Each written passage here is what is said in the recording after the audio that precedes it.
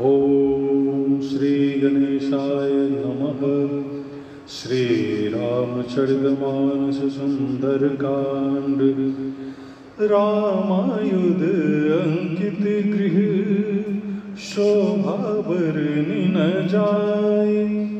नव तुलसी का वृंद तहाँ देखी हरस कपिराय। लंका निश्चर निकर निवासा। यहाँ कहाँ सजन कर बासा। मन मोह तरंग करे कपिलागा। तेहि समय विभीषण जागा। राम राम तेहि सुमिरन कीन्हा। हृदय हरष कपि सजन चीन्हा।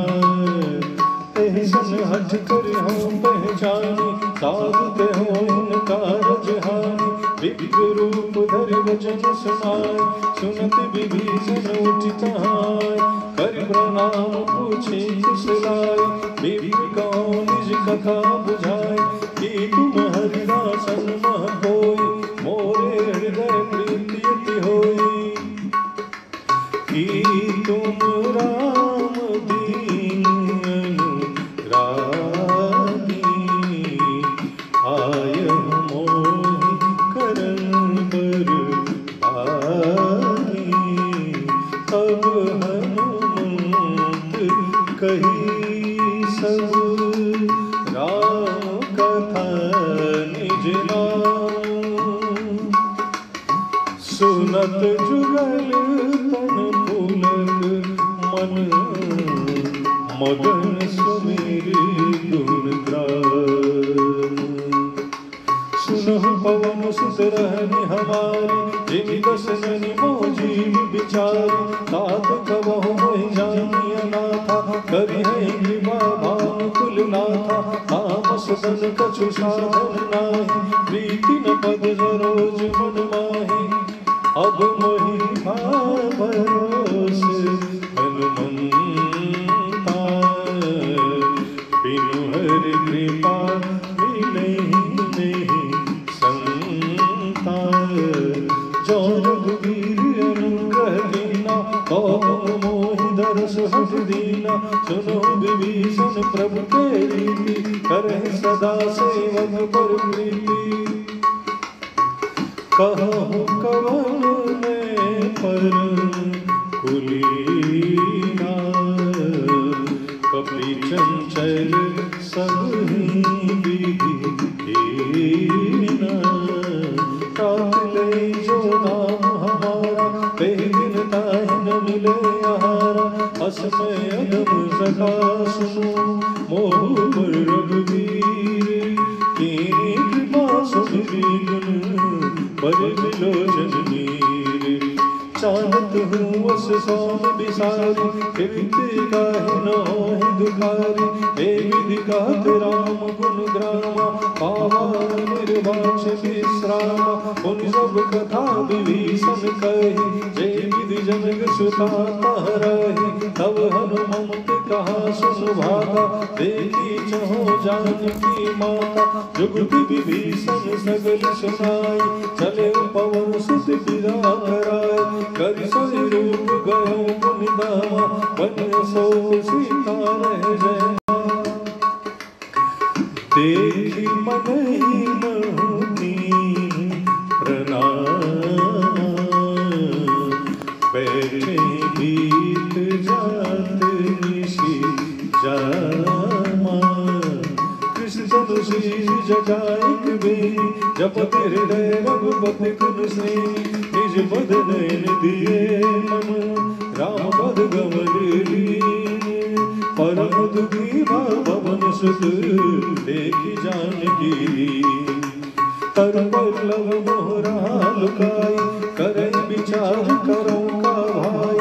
तेहि अवसर रावण तहावा। संग नारी मोहिए बनावा। बहु विधि खल सीतै सम समझावा, नामदान भय भेद दिखावा, करावन सुन सुन के सयाने, मंदोदरी आदि सब रानी, तब अनुचरी करो मन मोरा, एक बार विलोक मम ओरा, त्रिनिधरियों के कहती बेलेही, सुमिरि अवधपति परम स्नेही, सुंदर सुमुख खाद्यो प्रकाशा, कबहु की नरनी करे विकासा, असुमन समझ कहती जानकी, खल सुदिने रघुवीर मानकी, सडसुने हरिया नहीं मोह, अदम नीलज लाज नहीं तोहे, आपो ही सुनी खद्योत सम, राम ही भानु समान, परुष वचन सुनी काढ़ियसी, बोला अति सियान। भगवत ने श्री सज्जनों, अब भाग 4 की कथा सामने आ रही है। रामायुध अंकित गृह शोभा वर्ण जाए, नव तुलसी का प्रेम तहाँ देख रस घबराए। यहाँ तीसरे एपिसोड की कथा समाप्त हुई थी। आगे बढ़ते हुए विभीषण जी का प्रसंग है। हनुमान जी जब मिलते हैं तो हनुमान जी सबसे पहले तो आश्चर्य करते हैं, इस राक्षसों की नगरी में सज्जन का वास कहाँ से हो सकता है। बहुत तरह के तर्क करने के बाद जब विभीषण जी जगते हैं, राम राम ते शिवरन किन्ना, तो भगवान के हृदय में, भगवान से हनुमान जी के हृदय में अत्यंत हर्ष होता है और उन्होंने पहचाना कि ये तो सज्जन है जो भगवान का नाम लेके जगते हैं। इससे हट करके पहचान करना चाहिए, क्योंकि साधु से कभी कार्य की हानि नहीं हो सकती है, काम की हानि नहीं हो सकती है। भगवान हनुमान जी विप्र रूप में आते हैं और विभीषण जी आके तुरंत उनको प्रणाम करते हैं और कुशल पूछते हैं, हे विप्र, आप यहाँ अचानक कैसे, कहाँ से आना हुआ, कैसे आना हुआ? क्या आप भगवान के कोई दास हैं? क्योंकि आपको देख करके मेरे हृदय में अत्यंत प्रेम उमड़ रहा है।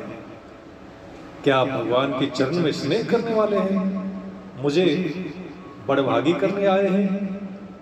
तब हनुमान जी ने सारी कथा उन्हें सुनाई और अपना नाम बताया। दोनों के आंखों में आंसू आ रहे हैं ये कथा सुन के। सुनो पवन सुत रानी हमारी, विभीषण कहते हैं कि हे पवन सुत, आप तो जानते हैं कि मैं किस माहौल में रह रहा हूँ। जिस तरह दांतों के बीच में कोमल सा जीव अपना वास किसी तरह निभाता है, उस तरह से मैं अपनी दिनचर्या निभा रहा हूँ। आप तो भगवान के परम प्रिय हितैषी हैं। विभीषण जी पूछ रहे हैं कि मुझ पर कभी कृपा होगी भगवान की, भानुकुल नाथ मेरे पर कभी कृपा करेंगे। इस तामस रूपी तन में, राक्षस शरीर में दूसरा और कोई साधन नहीं है भगवान के चरण कमल को पाने का। परंतु आपको देख करके मुझे यह निश्चित आभास हो गया है कि हरि कृपा के बिना संत मिलन नहीं होता है। भगवान प्रभु श्री राम का अनुग्रह ही है कि आपसे मेरा दर्शन हुआ है। पवन सुत हनुमान जी कहते हैं, हे विभीषण जी, भगवान की यह रीति है कि अपने सेवक पर हमेशा प्रेम करते हैं। आप मुझे दीजिए, मैं बंदर हूँ, फिर भी भगवान की असीम कृपा मुझ पर हमेशा बनी रहती है। मेरा तो सुबह सुबह जो नाम लेते हैं उसको दिन में आहार नहीं मिलेगा, ऐसा मेरे बारे में, हमारे बारे में सभी कहते हैं। इस तरह मैं अधम होकर भी भगवान श्री राम की कृपा हुई है। और यह कहते कहते हनुमान जी की आंखों में आंसू आ जाते हैं। विभीषण जी फिर कहते हैं कि मैं क्यों नहीं दुखी हूं, मुझे अभी तक प्रभु का दर्शन नहीं हुआ। इस तरह से भगवान श्री राम का गुण ग्राम गाते हुए दोनों को शांति मिलती है, मन में शांति आती है। और फिर विभीषण जी हनुमान जी को राह बतलाते हैं कि किस तरह से आप जनकसुता का पता लगा पाएंगे, उनके पास जा पाएंगे।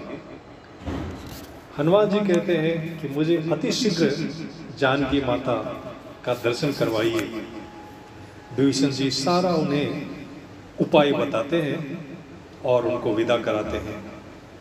तो जिस रूप से जाने के लिए विभीषण ने सलाह दिया था, वही रूप लेकर के अशोक वाटिका में सीता जी के पास जाते हैं।